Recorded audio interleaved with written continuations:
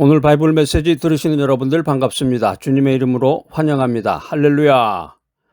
말씀을 통해서 은혜 받으시고 주님 안에서 새로운 삶을 살아가시기를 축복합니다. 인생이라고 하는 것은 고속도로를 달리는 여행과 같습니다. 고속도로를 달리는 여행과 같다. 우리가 평탄한 길만 펼쳐질 거라고 기대하면서 특별히 믿음 안에서 살아온 사람들은 이제 행복만 남았구나, 행복한 인생만이 남았구나, 애들도 다 크고 이제 나도 직장생활 또 사회생활 하다가 이제 나이가 들어서 앞으로는 이제 행복한 인생만이 남았구나 이렇게 생각을 하는데, 예상치 못한 지점에서 비포장도로를 만나고 거친 파도를 마주하게 됩니다. 여러분 그 예전에 한국에도 이렇게 여행 가다 보면은 그런 길이 있죠. 어떤 사람은 평생 경험하지 못할 것 같은 극심한 고통과 어려움이 갑자기 찾아옵니다. 매일마다 병원 검사와 약에 의지해야 겨우 하루를 시작할 수 있는 현실에 직면합니다. 여러분들 병원에 가서 검사를 받거나 또 약을 그냥 한 움큼을 먹어야 하루가 이제 시작되는 그런 걸 경험해 보지 않은 사람들은 잘 모를 거예요. 어떤 인생이 되는 건지. 그래서 제가 이제 병원에 입원하신 분 이제 신방을 가서 대화도 나누고 기도도 하고 권면도 하고 그랬던 기억이 있는데, 이제 그분들 이야기를 들어보면은 병원에 들어가면은 이제 미국 병원 같은 경우 이제 들어가면은 병원에서 이제 이렇게 잠을 자는데 뭐 잠이 제대로 오겠어요. 근데 밤새도록 시간별로 해가지고 뭐 1시간이나 2시간 간격으로 계속해서 그 검사 요원들이 와요. 간호사들이 와서 이제 혈압도 점검해보고 뭐 이상이 있는지, 그다음에 이제 피검사도 정기적으로 계속하고, 피검사 안 되는 게 여러분 그 피검사가 쉽지 않아요. 이렇게 새벽에 잠을 자고 있는데 피검사 피를 뽑는다고 생각해봐요. 그걸 피를 뽑아가지고 물론 이제 뽑을 때는 아픈데 이제 검사가 계속이 진행되는 거니까 고통이 너무 심해서 모든 것을 포기하고 싶은 마음이 들 때 우리는 질문합니다. 이런 상황에서 어떻게 믿음 생활을 해나갈 수 있을까? 무슨 소망이 있고 무슨 비전으로 앞으로 어떻게 살아가야 되나, 그런 생각을 하게 됩니다. 프랑스의 철학자였던 엠마누엘 레비나스는 이렇게 말했습니다. 고통은 홀로 겪는 것이다. Suffering is always alone. 이 말씀 참 와닿는 말씀이네요. 아프고 고통스러울 때 누가 옆에서 있다고 해도 그 사람이 내 고통을 대신 겪어주는 게 아니잖아요. 아픔과 고통은 홀로 겪는 것이다. 고통이라는 게 개인에게 지극히 사적인 경험이라는 거예요. 다른 사람이 완전히 이해할 수 없는 영역이다. 이 사실을 엠마누엘 레비나스는 강조했습니다. 고통을 겪는 사람은 그 무게를 홀로 감당하면서 깊은 외로움을 느끼게 됩니다. 우리 믿음의 세계 기독교 신앙은 고통의 순간에도 우리가 홀로가 아님을 선언하고 있습니다. 하나님은 우리의 고통을 외면하지 않으시고 그 고통 속에서 우리를 만나시고 새로운 소망을 주신다. 할렐루야. 라틴어 테오디세아라는 개념이 있습니다. 테오디세아. 이 테오디세아는 하나님의 의로움이라는 뜻인데, 세상의 악과 고통 속에서 하나님의 선하심과 정의로움을 변호하는 신학적인 시도를 의미합니다. 우리는 예측 불가능한 고통 앞에서 하나님의 선하심에 대한 질문을 던집니다.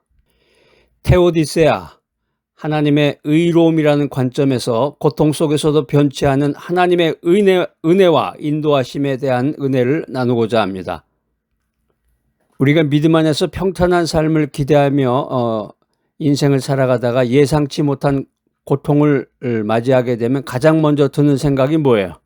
하나님은 어디 계실까? 그런데 성경은 하나님이 고통 속에서 우리를 외면하지 않으시고 더욱 가까이 계시고 우리와 동행하신다, 이렇게 말씀합니다. 시편 23편 4절입니다. 내가 사망의 음침한 골짜기로 다닐지라도 해를 두려워하지 않을 것은 주께서 나와 함께 하심이라. 주의 지팡이와 막대기가 나를 안위하시나이다. 시편 23편 4절 말씀은 이제 우리가 자주 읽었던 말일 뿐더러 이제 암송 구절인데, 이게 쉬운 성경 한번 읽어볼까요? 제가 죽음의 그늘이 드리운 골짜기를 걸어간다 해도 두렵지 않습니다. 주님께서 저와 함께 계시기 때문입니다. 주님의 막대기와 지팡이가 저를 편안하게 해주십니다. 우리가 지금까지는 이제 힘들고 어려웠을 때 사망의 음침한 골짜기로 다닐지라도 하나님이 함께 하신다. 여기에만 초점을 맞췄었는데 뒷부분에 보면은 그 도구가 나와요. 주의 지팡이와 막대기를 가지고 그 도구가 있다는 거예요. 그 도구로 나의 어려움을 하나님께서 헤쳐주신다는 거예요. 주의 지팡이와 막대기가.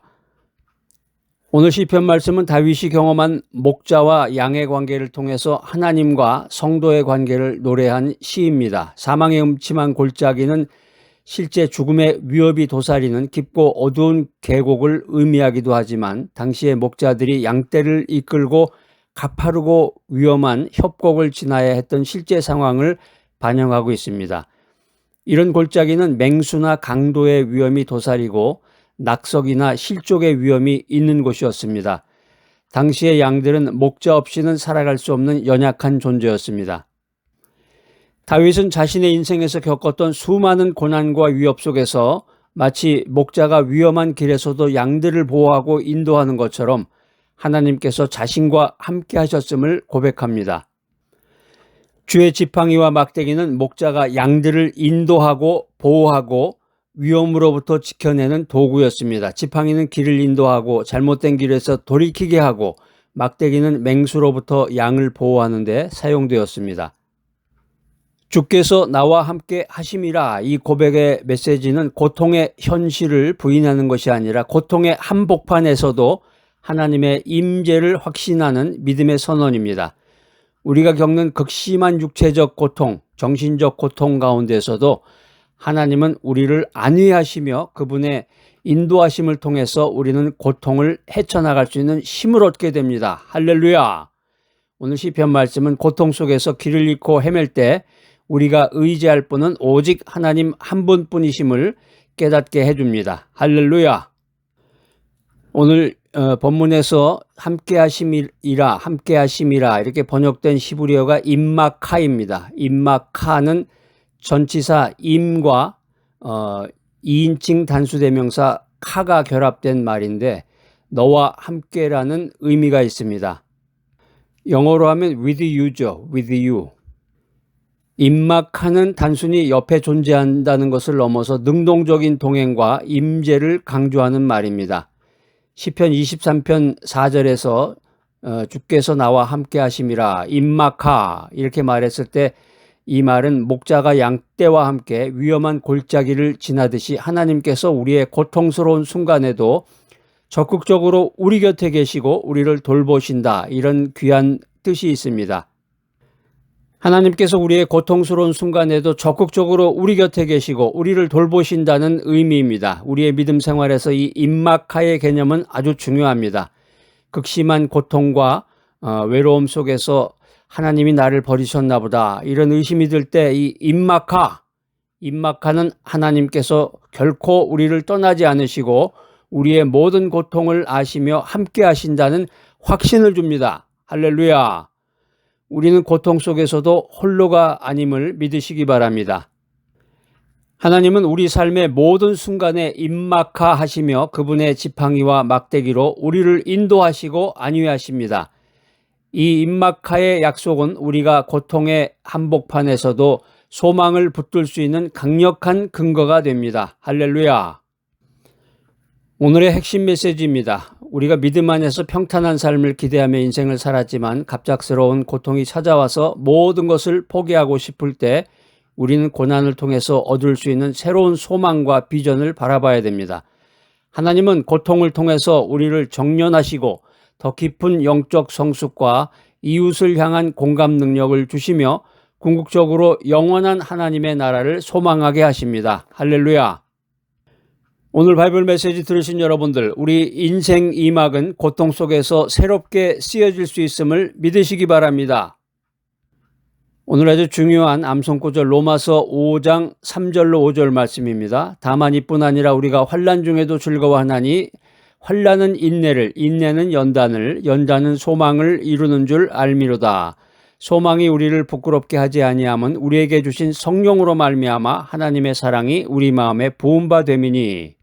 쉬운 성경으로 한번 읽어보겠습니다. 이뿐만 아니라 우리는 환난 중에도 즐거워합니다. 이는 환난이 인내심을 길러주고 인내심은 연단된 인격을 만들어내고 연단된 인격은 희망을 만들어낸다는 것을 알기 때문입니다.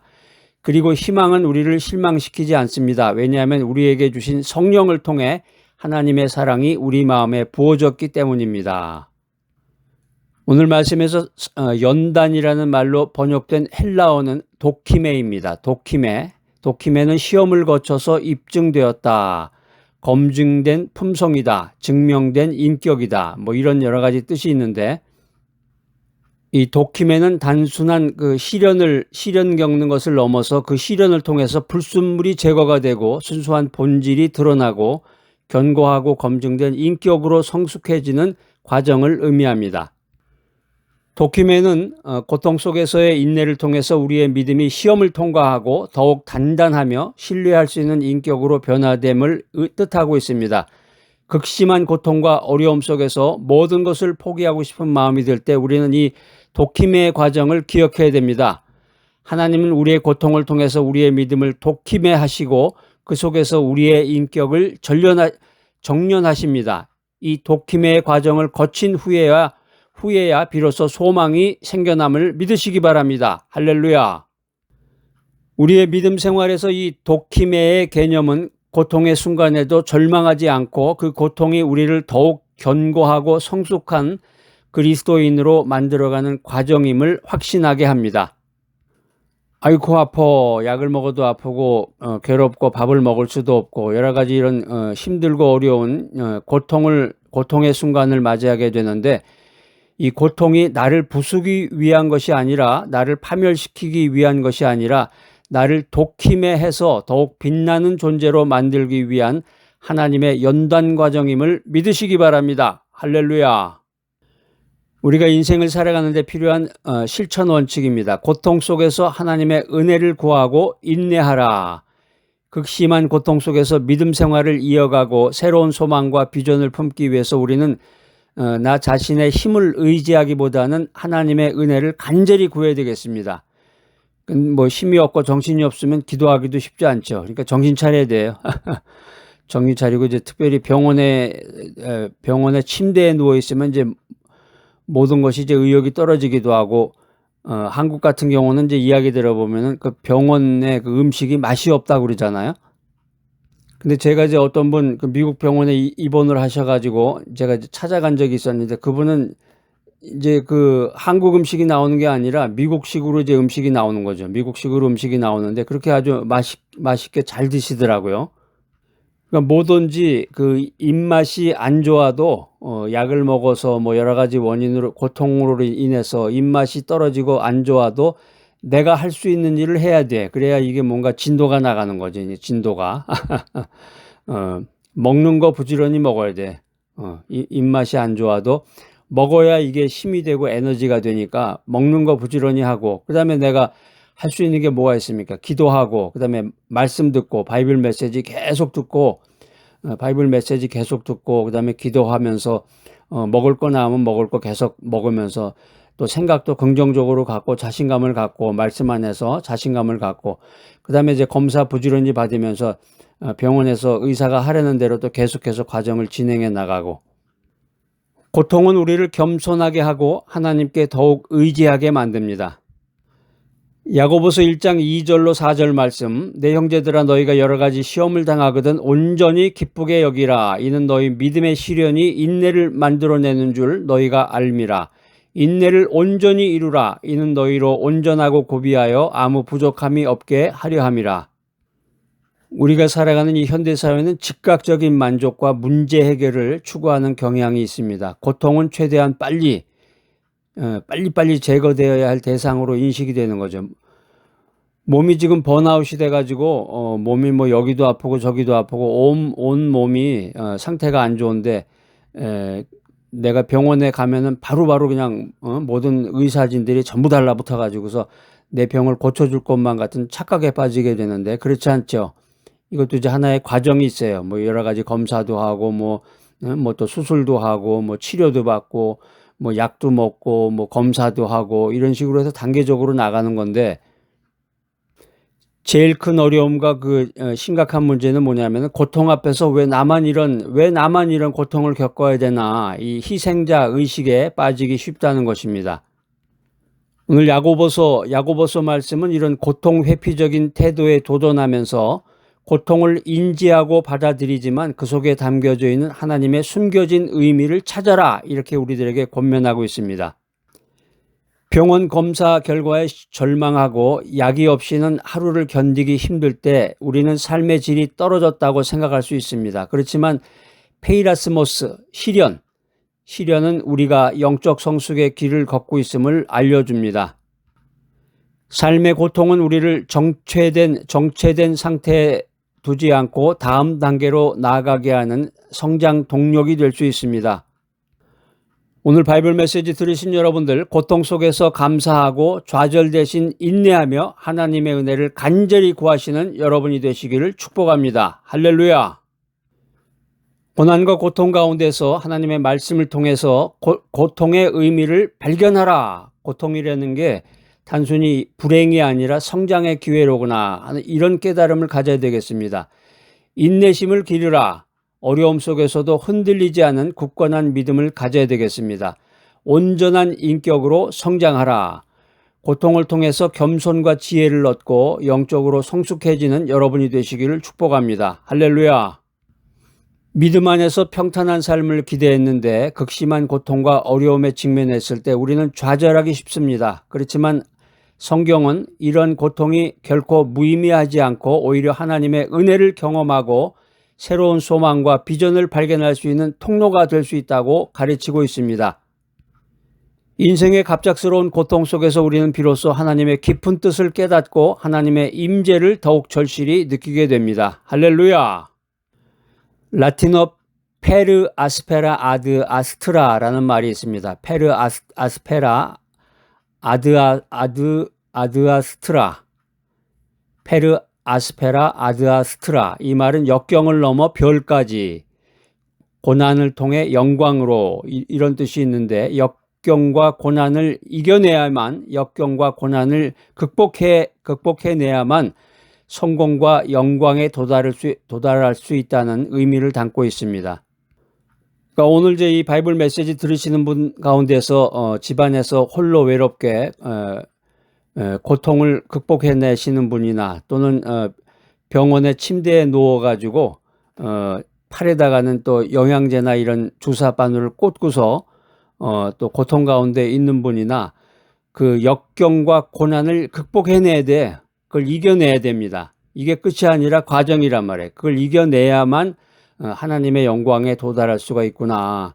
내 믿음의 여정을 갈 수가 있구나. 이런 자신감을 가지고, 이런 믿음 안에서의 자신감을 가지고 이 역경과 고난을 극복해내시기를 축복합니다. 할렐루야! 독일의 신학자 본회포는 이렇게 말했습니다. 하나님은 우리가 고난당하도록 허락하시지만 우리를 혼자 두시지는 않는다. 본회포의 말처럼 우리 고통은 하나님의 부재를 의미하는 게 아니라 오히려 하나님께서 우리와 함께 하시며 우리를 깊은 진리로 이끄는 전능자이심을 말하고 있습니다. 병원 검사와 약에 의존해야 겨우 하루를 시작할지라도, 그리고 모든 것을 포기하고 싶은 고통 가운데 있을지라도 하나님께서 이 모든 나의 고난과 고통 속에서 우리와 임마카 함께 하시며 우리의 믿음을 독힘에 연단하셔서 결국에 새로운 소망과 비전을 주심을 믿으시기 바랍니다. 할렐루야! 오늘 바이블 메시지 들으시는 여러분들, 극심한 고통과 어려움 속에서 모든 것을 포기하고 싶은 마음이 들 때 우리 주 예수 그리스도께서 친히 주신 말씀을 통해서 참된 평안과 소망을 얻으시기를 축복합니다. 요한복음 14장 27절 말씀, 평안을 너희에게 끼치노니 곧 나의 평안을 너희에게 주노라. 내가 너희에게 주는 것은 세상이 주는 것과 같지 아니하니 너희는 마음에 근심하지도 말고 두려워하지도 말아라. 이 말씀 들으니까 고통스러운 현실 속에서 예수님께서 약속하신 참된 평안을 발견할 수 있습니다. 오늘 바이블 메시지 들으시는 여러분, 예수님께서 주시는 참된 평안을 누리며 남은 인생을 소망과 비전으로 가득가득 채워 살아가시는 귀하고 복된 여러분 모두가 되시기를 축복합니다. 사랑과 위로의 하나님 아버지, 오늘 저희에게 귀한 말씀을 허락하시고 믿음 가운데서도 찾아오는 극심한 고통과 어려움 속에서 어떻게 믿음 생활을 하며 무슨 소망과 비전으로 남은 인생을 살아가야 하는지 깨닫게 하시니 감사드립니다. 저희가 고통 앞에서 절망하고 모든 것을 포기하고 싶었던 순간들을 주님께 아뢰며 용서를 구합니다. 고통의 한복판에서도 변치 않은 하나님의 동행을 경험하고 고난 속에서 새로운 소망과 비전을 발견하며 하나님의 은혜를 간절히 구하고 인내함으로 남은 인생을 승리하며 살아가게 하여 주시옵소서. 모든 감사와 영광을 주님께 올려드리며 예수 그리스도의 이름으로 기도드립니다. 아멘.